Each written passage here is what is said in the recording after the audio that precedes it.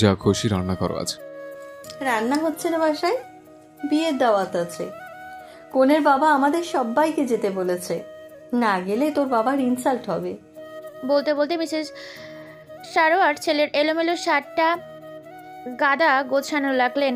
শাহানুর মাকে দেখলো, অতঃপর তোয়ালে নিয়ে ওয়াশরুমে ঢুকে গেল। কয়েক মিনিটে গোসল শেষ করে বেরিয়ে শার্ট গায়ে পরে ড্রেসিং টেবিলের সামনে তৈরি হতে লাগলো। মিসেস সারোয়ার অবাক হয়ে বললেন, কি ব্যাপার, এখন কোথায় যাচ্ছিস? অফিসে। আশিফ, তুই না ব্রেকফাস্ট টেবিলে বললি আজ অফিস যাবি না? এখন ইমার্জেন্সি পড়ে গেছে।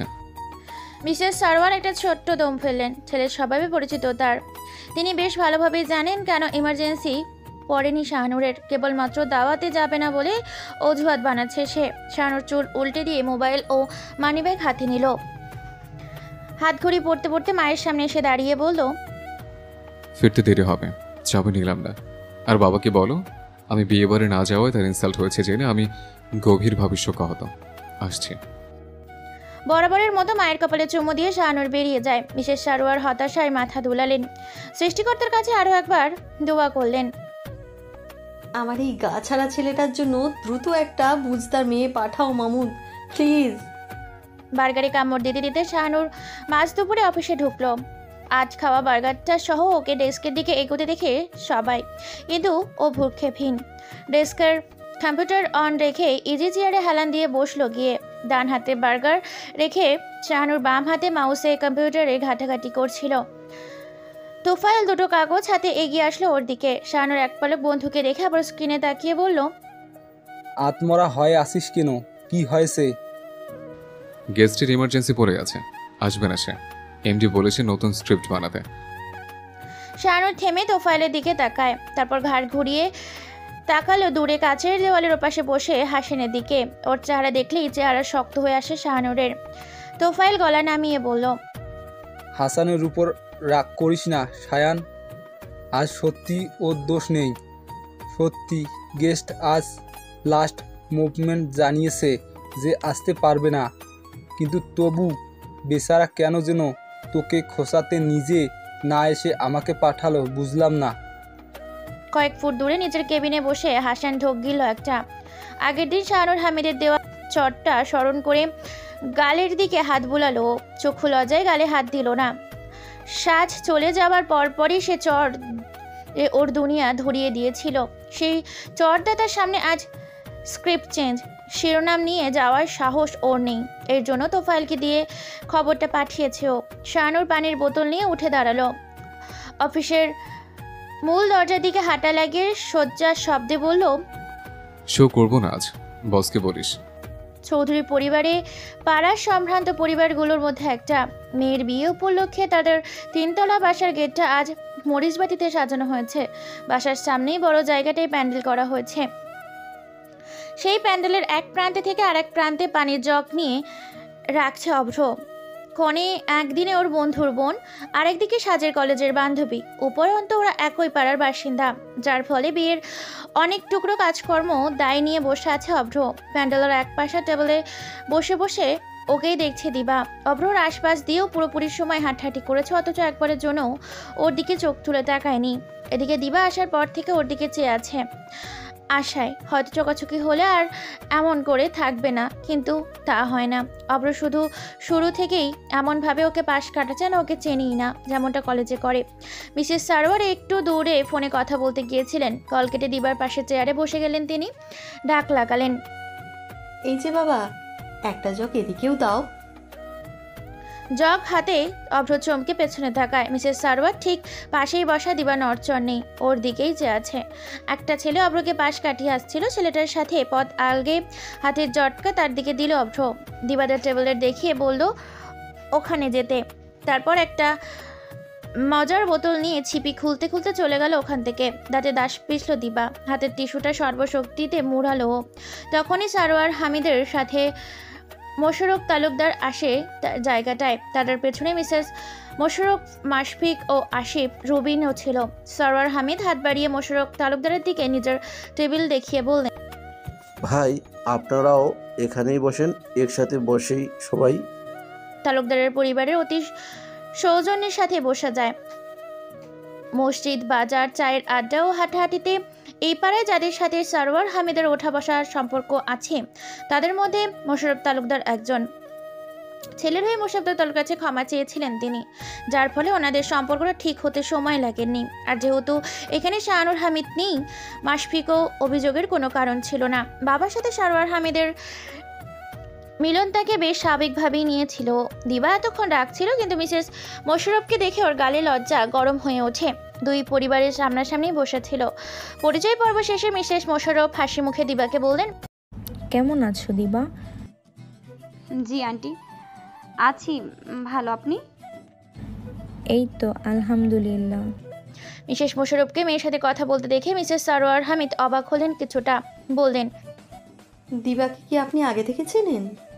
হ্যাঁ, সাজকে বই ফেরত দিতে তালুকদার নিবাসে গিয়েছিল, সেদিন পরিচিত হলাম আমরা। মিসেস সরওয়ার প্রসারিত চোখে মেয়ের দিকে তাকালেন। যে মেয়ে নিয়ে বিদেশি নাটক সিনেমা দেখে সবসময় কুল কিনারা পায় না, সে সাজের বই কবে নিল? আর সেটা ফেরত দিতে ওদের বাসা অবধি চলে গেল। দিবা টু শব্দটিও করলো না, নিজের ঠোঁট কামড়ে ধরে দৃষ্টি নত করে রইল। মিসেস সরওয়ার সাজের কথা জিজ্ঞেস করতেই যাচ্ছিলেন, তার আগেই সরওয়ার হামিদ খাবারের প্লেট দিতে দিতে বললেন, ভালো কথা, সাজ অভদ্র, ওদের তো দেখলাম না। ওরা কোথায় মোশাররফ ভাই? অব্বর মনে হয় বন্ধুদের সাথে আছে, আর সাজ আহির সঙ্গে ভিতরে আছে। মাশফিক জবাব দেয়। কথাবার্তায় একবার সাজের নাম আসায় বিরক্ত হচ্ছিল রুবি। আশিপর প্লেটে খাবার বেড়ে দিচ্ছিল, কিন্তু রুবি নিজেই চামচ নিয়ে নিল হাত থেকে। নিজের প্লেটে খাবার বাড়তে বাড়তে বিড়বিড়িয়ে বলল, বলেছিলাম তোমরা খেয়ে এসো, আমি আইকে নিয়ে থাকি না, ওকে নিয়ে শ্বাস থাকবে। ও কারো কথা শোনে না কেন বলো তো আসিফ? তুমি জানো কারো কথা সাজের মতো কেউ শোনে না, তবু শুধু শুধু রিয়েক্ট করছো। শুধু শুধু তা নয় তো কি, আমরা সবাই এখানে খাবো আর তুমি আহিকে নিয়ে থাকবে, সাজ এটা কখন হতে দিত না। তাছাড়া এটা ওর বান্ধবীর বাসা, ও এখানে যত কমফর্টেবল তুমি ততটা হবে না, এটা সাজ জানে, তাই তোমাকে একা ছাড়িনি। আর তোমারও ওকে নিয়ে এত ভাবতে হবে না। এ বাসায় ওর অসুবিধার কিছু থাকলে আমরাই ছাড়তাম না ওকে। রুবির দু দণ্ডের জন্য থেমে স্বামীর দিকে তাকালেন। তাকে একেবারে স্বাভাবিক ভঙ্গিতে খেতে দেখেও নিজেই খাবার মনোযোগ হবার চেষ্টা করলো। সুজিকে ব্যাগে করে আনা হয়েছে। রুবি জানে সাজ যত্নেই রাখবে আহিকে, তবু চিন্তার রেশ ওর কপালে ভাঁজ থেকে ছুলল না। না জানি সুজি ব্যাগে আছে কিনা, না জানি কি করছে আহিটা। বিছানায় শুয়ে হাত পা নাচাচ্ছে আহি, জলজলে চোখে বোনকে দেখছে আর হাসছে। সাজকে শুয়ে দিয়ে উবু হয়ে ওর চেহারার সামনে দাঁড়ানো, হাত নাড়িয়ে নাড়িয়ে মুখভঙ্গি করে আহিকে ফুরফুরে রাখতে পরিপূর্ণ সফল। বিছানার থেকে দূরে ক্লিন ব্যাগে আয়েসে শুয়ে আছে সুজি। আহির সাথে সাজকে দেখলে কখনোই বিরক্ত হবে না ও। কোণে সাজের বউ ড্রেসিং টেবিলের সামনে বসা ছিল। দুবার আহির ঝলমলে মুখটা দেখে কানের দুল ঠিক করার মনোযোগ দিল ও। বলল, তুই পারিস ভাই, এইটুকুন বাচ্চাকেও হাসাচ্ছিস। মুচকি এসে বান্ধবীর দিকে তাকালো। এই ঘাটটায় কিছুক্ষণ আগে ছিল বেশ কতজন। আপাতত সবাই বর আপ্যায়ন করতে খেতে গেছে। ব্যাস, সাজ আর 4টে মেয়ে। 3জন মৌয়ের কাছে, আরেকজন নেল পলিশ পরতে ব্যস্ত। মৌ দুল পরে শেষে সাজের দিকে ঘুরে বসলো। সাজ তখনও হাত নেড়ে চুরির আওয়াজ করে আহির সাথে খেলছে। ওর ইশারা বুঝে আসলো না মৌয়ের। ও অধৈর্য হয়ে বলল, কি বোঝাচ্ছিস বলতো? ওরই বা কি বোঝার বয়স হয়েছে? কি বুঝে হাসছে ও এমন? মৌমাছির বিয়ে, টিকটিকিতে ঢোলক বাজায় ধুনুচি মাথায় দিয়ে। Excuse me. মেয়েলি আওয়াজে কিছুটা অসতর্ক রেখে পেছনে ফেরে শাহানুর। অল্প বয়সী মেয়েটাকে এক পলক দেখে নিয়ে আবারও দরজার দিকে ভেতরে তাকায়। সাজ তখনও আহিকে নিয়ে ব্যস্ত, মানে বাইরের আওয়াজ যায়নি ওর কানে। শাহানুর রাগ নিয়ে অফিস থেকে বাসায় তো ফিরেছিল, কিন্তু তখন ওদের বাসায় দরজায় তালা ঝুলছিল। চাবি নিয়ে শাহানুর মাকে কল করেছিল। মিসেস সরওয়ার ওকে বলেছে বিয়েবাড়িতে এসে চাবি নিয়ে যেতে। শাহানুর উপায় ছিল না, বাসার বাইরে মাকে না দেখে ভেতরে ঢুকে গেছে ও। কিন্তু করিডোর দিয়ে যাওয়ার সময় চুরির আওয়াজে ওর পা থামে। ঘাড় ঘোরাতে চোখে পড়ে ঘরের ভেতর বিছানায় আহির দিকে উবু হয়ে হাত নাড়াতে থাকা সাজকে। তার পরনে সাদা স্কার্ট, পাথরের কারুকাজ করা মিষ্টি রঙের বড় হাতা কুর্তা। আজও সাজের চুরির আওয়াজ আর চোখের খুনসুটিতে শাহানুর আটকে রয়। আর এক চুলও নড়া হয়নি ওর। সাজের ইশারা দেখেও নিজেই ছড়াটা আওড়েছিল। মৌ না বুঝলেও ও নিশ্চিত বুঝলো সাজ এই ছড়াটাই বুঝিয়েছে আহিকে। নিজের এই বুঝ নিয়ে খুশি হচ্ছিল শাহানুর। তো মাঝখানে বাগড়া দিল এক্সকিউজ মি শব্দটা। এক প্রকার বিরক্ত নিয়ে শাহানুর দরজা থেকে সরে দাঁড়ালো। মেয়েটাকে সোজা সাপটা ইউ আর এক্সকিউজ ইট। লাজুক ভঙ্গিতে দাঁড়ানো মেয়েটা সোজা হয়ে যায়, যেন এমন জবাব আশা করেনিও। তবুও জোরপূর্বক হেসে বলল, আপনি আরজে সাহান হামিদ না? হুম। Big fan of you. If you don't mind, one selfie. Please. ছোট্ট একটা দম ফেললো শাহানুর। না চাইতেও মাথা দোলালো। মেয়েটার উত্তেজনার সাথে ফোনের সামনে ক্যামেরা অন করলো, কিন্তু ওর যে বেশ লম্বা হওয়ায় শাহানুর স্কিনে আসছিল না। কিছুটা ঝুঁকে দাঁড়ালো ও। সেলফি তুলে খুশি হয়ে যায় মেয়েটা। শাহানুর আর দাঁড়ালো না। এক পলক ভেতরে আহির সাথে মজা করতে থাকা সাজকে দেখে নিয়ে চলে যায় ওইখান থেকে। মুখে গাড়িতে তুলে দেওয়ার পর যখন মোশাররফ তালুকদার বাসার ফেরার কথা বললেন, ঠিক তখনই সুজির কথা মনে পড়লো সাজের। অফিস থাকায় মাসফিক আগেই তালুকদার নিবাসে চলে গেছে। ওর সাথে মিসেস মোশাররফ রুবি আসিব গেছে। বন্ধু বান্ধবী আর প্রতিবেশীর দায়িত্ব পালনে অভ্র সাজ আর মোশাররফ তালুকদার বিয়ে বাড়িতে রয়ে গিয়েছিলেন। সাজ দ্রুততার সাথে বাবাকে সুজির কথা বললো। ওকে মৌয়ের ঘরে রেখে এসেছে ও। মোশাররফ তালুকদার মাথা দুলিকে মেয়েকে সুজিকে আনার কথা বুঝিয়ে মৌয়ের বাবার সাথে বসলেন। স্কার্ট ধরে দৌড়ালো সাজ। অভ্র কানারত বন্ধুকে নিয়ে হাত পা ছেড়ে ফাঁকা প্যান্ডেলে বসেছিল। বোনকে বাসার ভেতরের দিকে দৌড়াতে দেখে ডাক লাগালো ও। সাজ ছুটতে ওকে ইশারা করলো, সুজির কথা বোঝালো। অভ্র জিজ্ঞাসা করলো ওর সাথে যাবে কিনা। সাজ না সূচক জবাব দেয়, সাথে এটাও বোঝায় মৌয়ের ঘরে সুজির ব্যাগ আছে। অভ্র গুরুতর কিছু ভাবলো না। আবার চোখ মুখ মলিন করে বন্ধুর সাথে বসে রইল ও। মৌয়ের ঘরে এসে আটকায় সাজ। মৌয়ের মা শুকনো মুখে ঘরে বসেছিল, আর তার আশেপাশে মৌয়ের আত্মীয় স্বজন সবাই ছিল। সুজি ব্যাগটাও ছিল, ব্যাস ব্যাগে সুজি ছিল না। ঘরে থাকা চারপাশে বাচ্চাকে দেখে সাজ আর বোঝার বাকি রইল না কি ঘটেছে। অতি কষ্টে ব্যাগটা নিয়ে সৌজনের হাসির সাথে সাজ ওইখান থেকে চলে আসলো। বাসার সর্বত্র খুঁজেও সুজিকে না পেয়ে চুরির আওয়াজ করতে করতে বাগানের দিকে যাচ্ছিল। এর মাঝে কানে আসছে, সাজ। থমকি রইল সাজ। কোনো মতে ঘাড় ঘুরিয়ে পেছনে তাকায়। স্ট্রেল ব্রাউন শার্ট পরিহিত মানব তখন দুহাত দূরে দাঁড়িয়ে ওর দিকেই তাকানো। কিন্তু জোড়ো হাওয়ার মতো উত্তাল মানুষটা চোখে মুখে এক মুহূর্তে শান্ত নদীর স্থিরতা, জলের মতোই শীতলতা, সাথে শান্ত ভঙ্গিময় স্বীকারোক্তি। সেদিন হাসানের বলা কথাটার জন্য সরি। সাজ কুর্তা শক্ত মুঠো করে ধরল আর শাহানুর ডানাতে মুঠোতে থাকা সিগারেটটা ফেলার কথা ভুলেও গেল। বাসায় ফেরা হয়নি ওর। দিবা সারোয়ার হামিদের সাথে চলে গেল। মিসেস সারোয়ার মৌয়ের মায়ের কাছে থেকে গিয়েছেন। সে সাথে ছেলেকে বলেছেন কোণে বিদায়ের পর তাকে নিয়ে যাওয়ার জন্য। শাহানুর উপায় ছিল না। এদিক ওদিক ঘুরে সময় পার করে মাকে নেওয়ার জন্য আবার এই বাসায় এসেছে ও। সমাগম এড়াতে বাগানের এপাশে দাঁড়িয়ে ও নিজের মতো সিগারেট টানছিল। এইখানে চুরির আওয়াজ ওর জন্য যতটা অনাকাঙ্ক্ষিত ছিল, ততটাই অনাকাঙ্ক্ষিত ছিল সাজের উপস্থিতি। সাজকে দেখে শাহানুর হাসানের কথা মনে পড়ে যায়। সরি বলার জন্য ওর জন্য এর চেয়ে ভালো পরিস্থিতি তো হতো না। আর এই সুযোগটাই নেই শাহানুর। তবে ওর সরি হয়তো কবুল হয় না। কোনো জবাব না দিয়ে, প্রতিক্রিয়া না দেখিয়ে সাজ চুপচাপ ওর পাশ কাটিয়ে চলে যাচ্ছিল। কিন্তু ন্যানো সেকেন্ডের ব্যবধানে বদলে যায় পরিস্থিতি। কানে আসে একাধারে বিকট শব্দের মাঝে শাহানুরের আস্তে ধীরে ঘাড় ঘোরানো, আর বা কাঁধের পেছনটাতে তাকাতেই পলক ফেলা ভুলে যায় ও। আকাশে হতে থাকা আতশবাজির আলো স্পষ্ট দেখলো ওর পেছনে দাঁড়ানো সাজ চোখ কিছু বন্ধ করে আছে। 1 সেকেন্ড, 2 সেকেন্ড, 3 সেকেন্ড। আতশবাজির আওয়াজ থামার পর ফুলের পরিস্ফুটনের মতো ও চোখের পাতা মেলল। ভয়ার্ত চাহনিতে সে চোখ জোড়া ও চোখেই চায়। ভয় ছিল সাজের ওই চাহনিতে, আর শানু সেটা টেরও পেয়েছিল। কেননা সব বলতে জানা এই ফাঁসা ফাঁসা চোখ জোড়া ওর পরিচিত। তবে হয়তো সৌন্দর্য শব্দটার সাথে শানুর খুব একটা পরিচিত ছিল না। সেই পরিচিত চোখের পাপড়িগুলোর নট চর ধনুকের মতো বাঁকা ভ্রুজোড়া, মাছ শীতের প্রান্তে থাকা ছোট্ট টিকলিটার সাথে প্রথমবারের পরিচয়ে শানুর আজ মনে হলো সৌন্দর্য শব্দটা এই মুহূর্তে সাজ নিজেই পরিচয় দিচ্ছে, বা হাতটা আস্তে ধীরে ছাড় পাচ্ছে সেটা টের পেয়ে শাহানুর নিজের হাতের দিকে তাকায়। ওর শার্টের গুতানো হাঁটার ভাঁজে অল্প পরিমাণে মুছড়ে যাওয়া একজোড়া হাত ওর ডান হাতের কোনোই ঠিক ওপর দিকটা সে সম্বল হিসাবে আঁকড়ে ধরেছিল, ওটাই তার প্রমাণ। শাহানুরের হাত ছেড়ে দিয়ে আস্তে করে এক পা পিছিয়ে গেল সাজ। ওর ভয়টা তো অস্বাভাবিক নয়। বর আসার উল্লাসে বাচ্চারা যে আতশবাজি এখানটায় রেখে গিয়েছিল শাহানুর হামিদের ছোঁয়া সিগারেটের আগুনে, সেগুলো যে একসময় একাধারে এইভাবে ফুটতে শুরু করবে তা কি করে জানবে?